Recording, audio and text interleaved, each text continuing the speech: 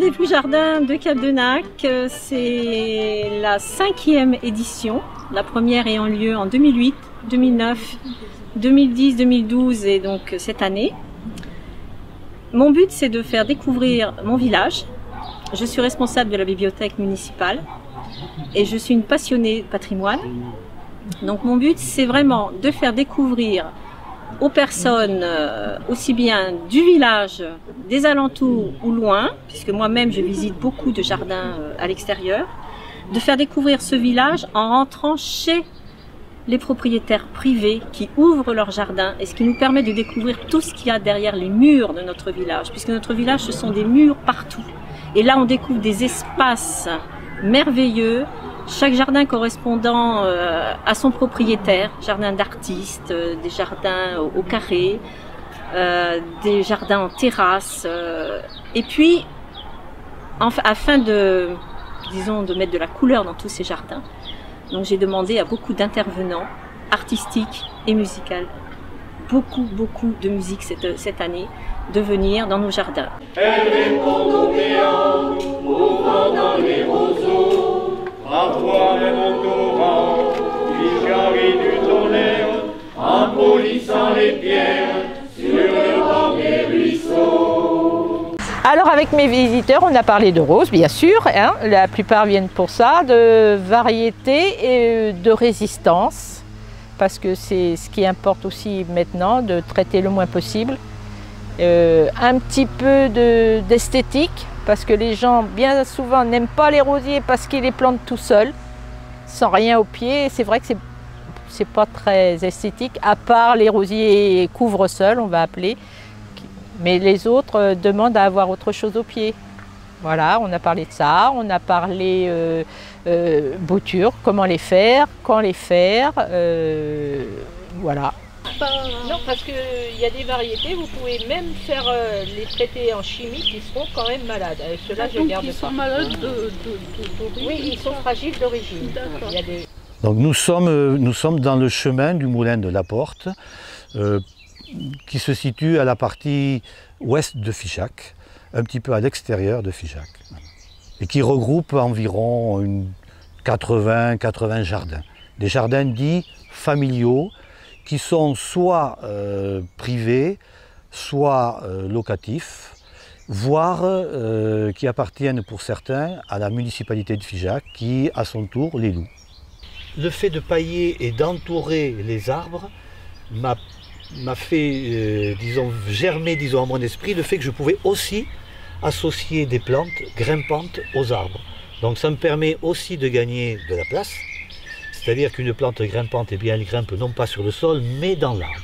Et en plus, il y a un côté esthétique, c'est-à-dire qu'en saison, vers le mois à l'automne, j'ai des fruits un petit peu originaux, c'est-à-dire genre courge, genre massue, genre potimarron, genre giromon, qui poussent dans les arbres. Donc c'est un élément décoratif et surprenant un petit peu que l'on peut voir dans les arbres. Alors, l'origine de ce jardin, c'était une idée du conseil municipal il y a déjà 10 ans.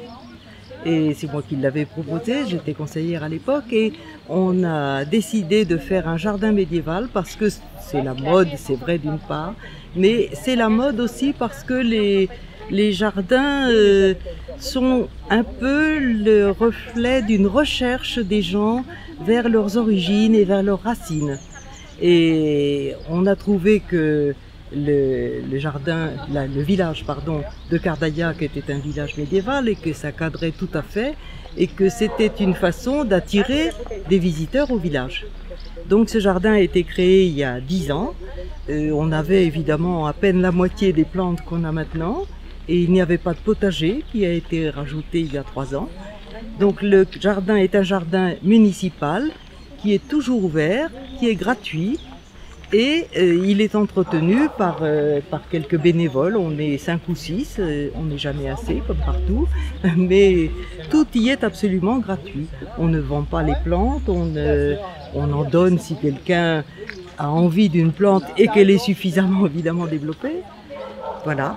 Et il y a donc dans ce jardin médiéval, il y a des plantes potagères, des plantes de sorcières, il y a des plantes tinctoriales, évidemment des plantes d'agrément qui servaient surtout à décorer les hôtels à l'époque, parce que les jardins médiévaux étaient autour des monastères. Et il y a beaucoup, évidemment, de simples, de médicinales. La dynamique aussi de ces jardins, c'est de faire participer tout le village, et en particulier l'école, puisque nous avons encore la chance d'avoir une petite école rurale. Et donc les écoles ont travaillé sur les oiseaux des jardins. Le périscolaire a travaillé sur des mini-hôtels à insectes sur l'année. Et puis, avec la municipalité, en 2009, nous avons créé le jardin médiéval qui existe depuis 2009, lors des rendez-vous jardin 2009. Et cette année, nous avons créé un nouveau jardin, un jardin pédagogique, un jardin pour les insectes. Donc ce jardin a été entièrement créé par la municipalité, ce sont les employés communaux qui ont tout fait. Ce jardin, il est magnifique. Il est pour les enfants avec des panneaux pédagogiques sur les insectes utiles, comment protéger, et puis des panneaux sur les abeilles. Donc depuis une dizaine d'années à peu près, nous participons donc à la journée rendez-vous au jardin. Nous y participons parce qu'il y a eu des initiatives antérieurement. Exemple, des journées, des petites interventions musicales dans certains jardins qui le souhaitaient, des petites scénettes théâtrales dans, là aussi, certains jardins qui le souhaitaient.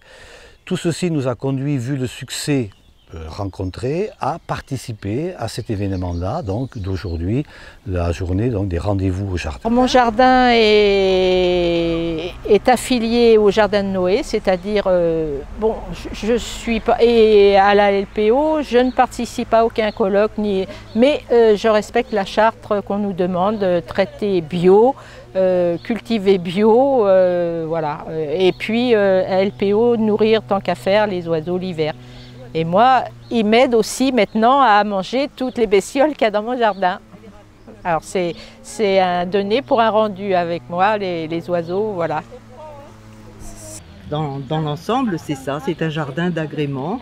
Il y a des bancs pour se reposer, s'asseoir ou lire, et on voit souvent des gens qui viennent lire ici.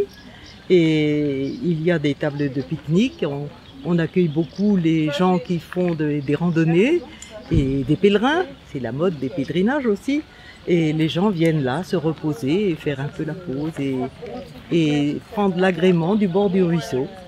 Le fait de participer à cette journée rendez-vous au jardin permet avant tout d'échanger avec les visiteurs qui pour la plupart sont quand même intéressés par les jardins. Certains donc ont déjà une expérience de jardin et veulent la partager, veulent s'enrichir. Et ça permet donc effectivement de s'enrichir au contact des autres, d'échanger des graines, d'échanger des techniques et d'échanger des propos, des conclusions, des expériences.